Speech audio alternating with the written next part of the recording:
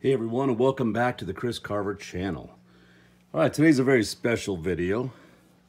Why? Because I'm featuring my best buddy Ka, my normal, 100% normal that I know of, ball python.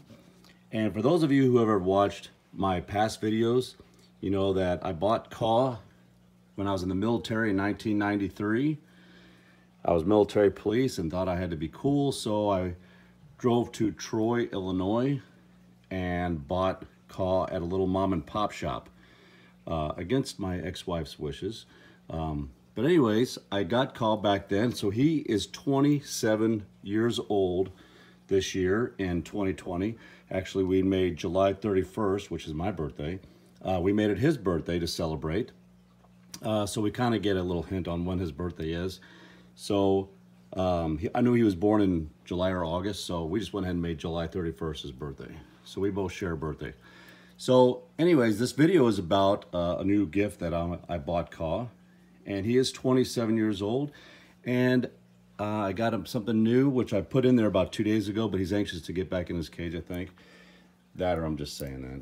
But anyways, here is his new aquarium setup. Now, you guys probably noticed that because that's always in there. I used to have a different height in there, and he really wasn't going in there anymore.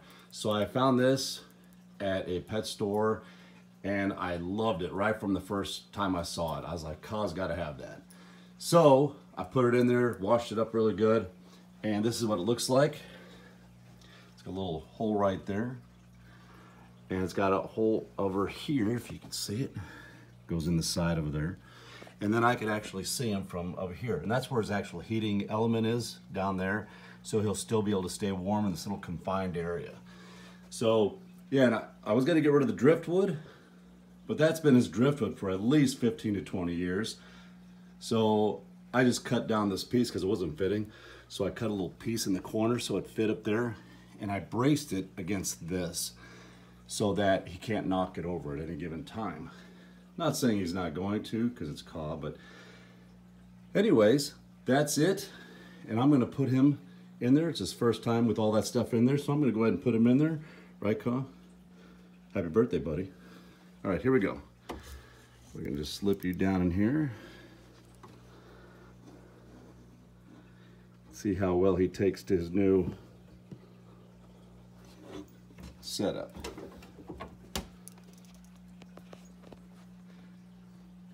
And I made a lot of videos on Ka. Ka is just a cool snake. He has never bitten me in 27 years.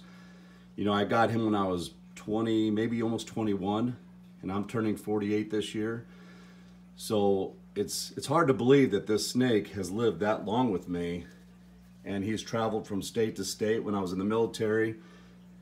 And when I was overseas, I had family watch him, so he was always taken care of. And he eats every week, if not every other week. He has gone times where he hasn't eaten in a few months, but normally he eats about every week when I get mice. And he's actually always my featured snake. I have a lot of snakes. Those of you who watch my videos, I do breed snakes, and he's always my featured snake. Wherever I take him, people actually want to know more about him than my other ones because he's so old. And 27 really isn't that old. I heard it was like 40 something was the world's record. But Ka is doing so good, as you can see. He moves quick. He's always anxious to see what lies ahead. And in this case, his new little setup here. His heat tape and all that is underneath on this section over here. And he spends a lot of time right there. But at night he comes out and he's always crawling on his driftwood. So I knew I couldn't get rid of the driftwood. It's been his for so long, so you know that'd be a sin to get rid of that.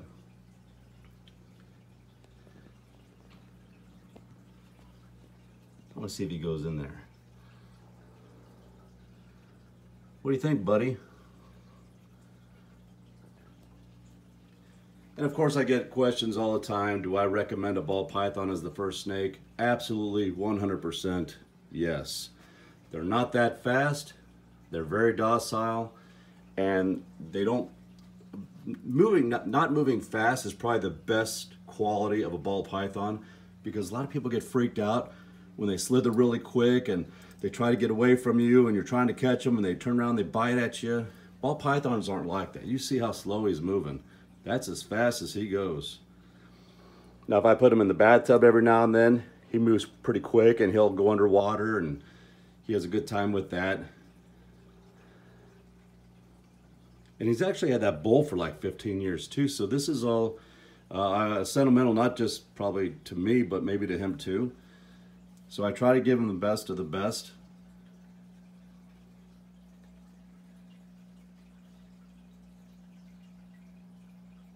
And I'm actually wanting to make sure that none of this stuff slides. I really brace that hard up against that corner there so he can't accidentally fall or it land on him or something.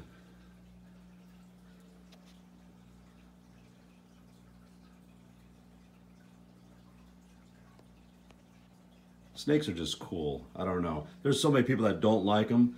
And I used to teach for 5 years, and while I was teaching, I would actually bring KHA into the classroom. And then I started going to other schools and teaching about snakes.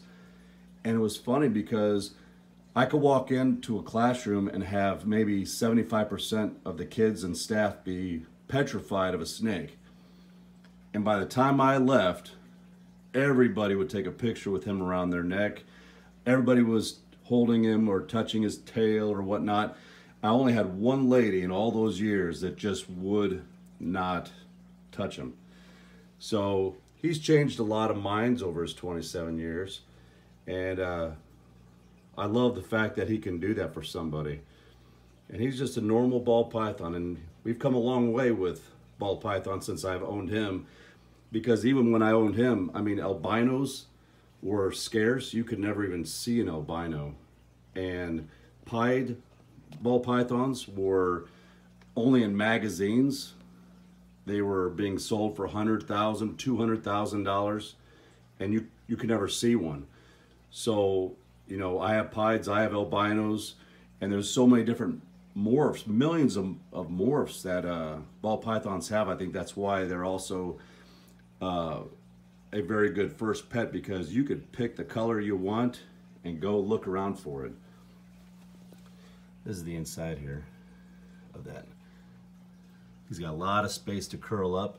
Now this would not be good for like a rainbow boa or a red-tailed boa or a Burmese python or an anaconda. This thing right here would not be, because of course they would outgrow that very, very quickly.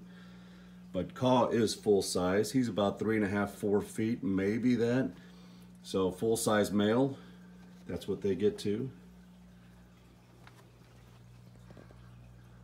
What's up, buddy?